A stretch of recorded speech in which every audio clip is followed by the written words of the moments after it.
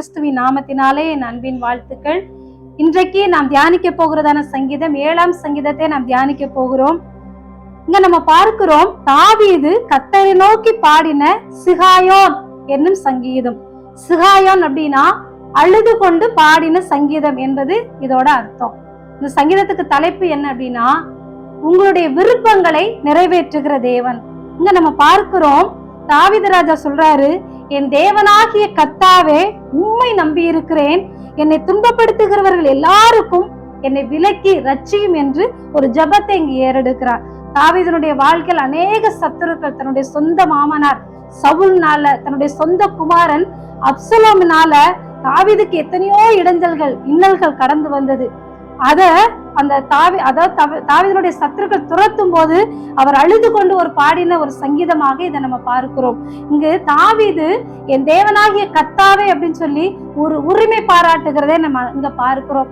அநேக நேரங்கள்ல நாமும் செபிக்கும் போது ஒரு உரிமை பாராட்டி, நமக்கு ஒரு தகப்பன் இருக்கிறார், அவர் என்னுடைய ஜெபத்தை கேட்பார், நம்முடைய விண்ணப்பங்களை அவர் நிறைவேற்றுகிற தேவன் என்று சொல்லி ஒரு உரிமையோடு கர்த்தரை நம்ம என்ன பண்ணணும்னா கூப்பிடணும்.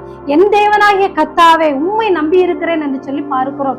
தாவீது ஒரு ராஜா, அவருக்கு நிறைய சேவகர்கள் இருந்தாங்க. ஆனாலும் தன்னுடைய படைபலத்தையோ எதையுமே அவர் சாராமல் கர்த்தரை நோக்கி, ஆண்டவரே எனக்கு நீங்க தான் ஆண்டவரை நம்பிக்கை, உங்களை மாத்திரம்தான் நான் நம்பி இருக்கிறேன் என்று சொல்லி தாவீது தன்னுடைய இருதயத்துல அழுது கொண்டு இந்த சங்கீதத்தை அவர் பாடுகிறார். கீழே இருக்கிற வசனத்தெல்லாம் நீங்க பாத்தீங்கன்னா தெரியும், அவருடைய சத்துருக்கள் அவருக்கு எதிராக புறப்பட்டு வரும் பொழுது எவ்வளவு கண்ணீரோடு அவர் இந்த ஜெபத்தை ஏறெடுத்திருப்பார் பாருங்க. நமக்கு ஒரு சின்ன பிரச்சனையோ இல்ல நமக்கு யாராவது விரோதமா எழும்பிட்டாங்கன்னா அழுது புலம்புறோம். அது ஆண்டவருடைய சமூகத்துல அழுதா பரவாயில்ல, நம்மளுடைய சொந்தக்காரங்க அக்கம் பக்கத்துல இருக்கிறவங்க எல்லார்ட்டையும் எனக்கு விரோதமா இவங்க எப்படி செஞ்சுட்டாங்க, எனக்கு இவ்வளவு துன்பங்கள் இருக்குதுன்னு சொல்லி நம்ம மற்ற ஜனங்கள் இடத்துல அழுது புலம்புகிறோம்.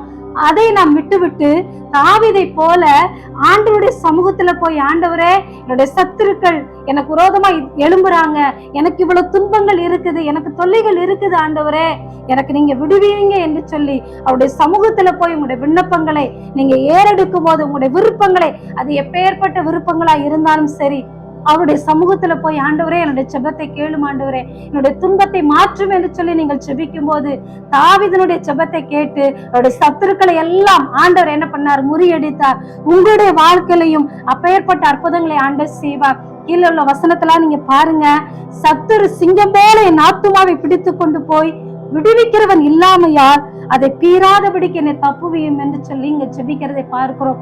நமக்கும் அநேக நேரங்கள சத்துருக்கள் நமக்கு விரோதமா எழும்பும் போது நீங்க சொல்லி ஜெபிங்க. நம்ம பார்க்கிறோம் இல்லையவா, உங்களுடைய எதிராளியாகிய பிசாசானவன் எவனை விழுங்கலாமோ என்று கட்சிக்கிற சிங்கம் போல வகை தேடி சுற்றி திரிகிறானா. அநேக நேரங்கள்ல சிங்கம் வந்து நம்மளை பீறாது, அதற்கு பதிலா பல மனிதர்கள் சிங்கத்தை போல நம்மளை பீறி போடு, எப்படா இவன் சாவான், எப்ப இவனை முறியடித்திடலாம் சொல்லு அநேக நேரங்கள்ல சத்துரு சிங்கம் போல நம்மளை வகை தேடி கொண்டு இருக்கிறான். ஆனா அந்த காரியங்களுக்கெல்லாம் நீங்க பயப்படாம, என் நம்பிக்கை, நான் ஆண்டவரை நம்பி இருக்கிறேன், என்னுடைய சத்துருக்கள் எல்லாரையும் ஆண்டவர் என்ன பண்ணுவாரு, விழ பண்ணுவார், அவர்கள் சோர்ந்து போவார்கள், நான் எழுந்து நிற்பேன் என்று அந்த வார்த்தையை நீங்க பிடித்து கொண்டவர்களா, ஆண்டவரே எனக்கு விரோதமாய் சத்துருக்கள் யாரு வந்தாலும் சரி ஆண்டவரே, அது உங்க வேலை ஸ்தலத்துல இருக்கலாம், அல்லது உங்களுடைய குடும்பத்தில் அநேக சத்துருக்கள், சாத்தானை போல சத்துருக்கள் உங்களை சூழ்ந்து கொண்டு இருக்கலாம், உங்களுடைய வேலை பகுதியில சத்துருக்களை போல உங்களுக்கு அநேக இடைஞ்சலை கொடுத்திருக்கலாம். ஆனா அதற்கெல்லாம் நீங்க பயப்படாம, ஆண்டவரே நான் உங்களை நம்பி இருக்கிறேன், ஆண்டவரே என்னுடைய சத்துருக்களுக்கு முன்பாக நான் ஒரு நாளும் தலை குனிந்து போக கூடாதப்பா, என்னுடைய எல்லா சத்துருக்களையும் நீங்க முறியடித்து போடுங்க ஆண்டவரே, நான் தலை நிமிர செய்யுங்க என்று சொல்லி தாவீதை போல நீங்க ஜெபம் பண்ணீங்கன்னா ஆண்டவர் உங்களுடைய சத்துருக்களுக்கு முன்பாக உங்களுக்கு ஒரு பந்தியை ஆயத்தப்படுத்தி உங்களுடைய தலை ஆண்டவர் என்னையால் அபிஷேகம் பண்ண போகிறார். நீங்க விசுவாசிங்க, நிச்சயமாய் ஆண்டவர் உங்களுடைய வாழ்க்கையில சத்துருக்களை தாழ்த்தி போட்டு கர்த்தர் உங்களை உயர்த்துகிற தேவனாய் இருக்கிறார். இந்த சங்கீதம் முழுக்க நம்ம அதைத்தான் பார்க்கிறோம். தாவீதுக்கு விரோதமாக அநேக குழிகளை வெட்டினதாய் பார்க்கிறோம். ஆனா தான் வெட்டின குழியில அந்த சத்துருக்களே விழுந்தார்களாம். ஆனா தாவீது ஒரு நாளும் அவர்களுக்கு எதிராக ஒரு நாள் போகல. சவுலை கொல்லுவதற்கு எத்தனையோ வாய்ப்புகள் தாவீது ராஜாவுக்கு கிடைத்த போதிலும் ஒரு நாளும் சவுல் மேல தாவீது என்ன பண்ணல, கொலை செய்ய வகை தேடவே இல்லை. அதற்கு பதிலாக ஒண்ணு செஞ்சார். என்ன தெரியுமா, அவருடைய சமூகத்துல போய் ஆண்டவரே நீ அழுது கொண்டு அவர் ஜெபித்தார். நம்ம வாழ்க்கையிலும் கூட நம்முடைய சத்துருக்கள் நமக்கு விரோதமாய் வரும் பொழுது அவங்களுக்கு எதிராக நீங்க போராடாதீங்க, இவனை எப்படிதான் நம்ம வந்துட்டு தாழ்த்தலாம்னு சொல்லிட்டு போராடாதீங்க. அதற்கு பதிலாக கர்த்தருடைய சமூகத்துல போய் அழுது கொண்டு நீங்க செபிங்க. கர்த்தர் உங்களுடைய சத்துருக்களை உங்களுக்கு ஆண்டவர் என்ன பண்ணுவாரு? விரட்டி போடுவார். உங்களுக்கு விரோதமாய் அவர்கள் குழிகளை வெட்டினாலும் அவர்கள் வெட்டின குழியில அவங்கதான் போவாங்க. இந்த சங்கீதம் முழுக்க நம்ம அதைத்தான் வாசிக்கிறோம். ஆண்டவரே, ஜனக்கூட்டங்கள் எனக்கு எதிராக வந்தாங்க ஆண்டவரே, என்னை சூழ்ந்து இருக்கிறாங்க ஆண்டவரே, நான் என்ன செய்வேன் என்று சொல்லி தாவீது திகைத்து ஆண்டவருடைய சமூகத்துல ஜெபிக்கிறான். நம்ம அதைத்தான் பார்க்கிறோம்.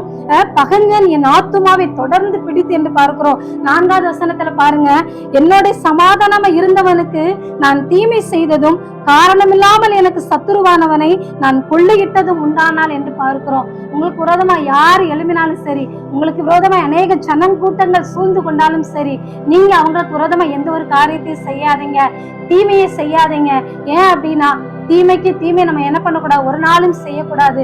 கர்த்தருடைய சமூகத்துல ஒப்பு கொடுத்து விட்டு நம்ம என்ன செய்யணுமா? கடைசி வசனத்தை பாருங்க, நான் கர்த்தரை அவருடைய நீதியின்படி துதித்து உன்னதமான கர்த்தருடைய நாமத்தை கீர்த்தனம் பண்ணுவேன் என்று சொல்லி தாவீது சொல்லுகிறதை பார்க்கிறோம்.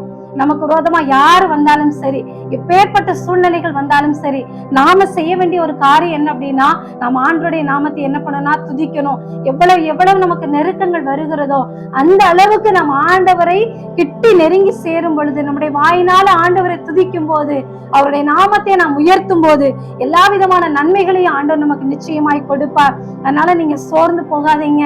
சத்துருக்கள் பலவிதமான சோதனைகளும் பலவிதமான துக்கங்களும் நம்ம வாழ்க்கையில கடந்து வரும் பொழுது நீங்க சோர்ந்து போகாம அதற்கு பதிலாக ஆண்டவருடைய நாமத்தை துதித்து, ஆண்டவரே உங்க நாமத்தை நான் துதிக்கிறேன். நமக்கு சோர்வுகளும் பிரச்சனைகள் கடந்து வரும் பொழுது நம்ம ஆண்டவரை பாடி துதிக்கும் பொழுது, அது எப்பேற்பட்ட பிரச்சனைகளா இருந்தாலும் கர்த்தர் அதை மாற்றி போட்டு நம்முடைய வாழ்க்கையில ஆண்டவர் சமாதானத்தை கர்த்தர் கொடுப்பா. நம்முடைய வாழ்க்கையில ஆண்டவர் நிம்மதியை கர்த்தர் கொடுத்து நம்முடைய சத்துருக்களுக்கு முன்பாக ஆண்டவர் நம்மளை உயர்த்தி நம்முடைய எல்லா காரியங்களையும் கர்த்தர் ஆசீர்வதிப்பார்.